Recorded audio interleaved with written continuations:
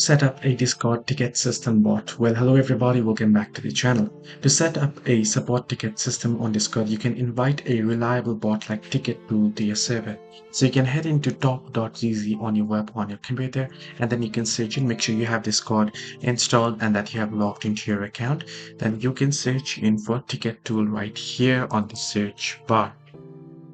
So you can see Ticket King as well, you can see Happy Ticket Bot as well, so you can use any. So Ticket Tool is a good one, so you can search in other servers for it as well. So you can head into it and proceed to invite it. Select the invite option, it will prompt you to be, as you can see here, this way. If you are already in a server, it will select the server. If not, it will ask you to select the server and then go to the prompts to authorize, and that way you can proceed to make it a staff role and also make a category and make a panel channel as well.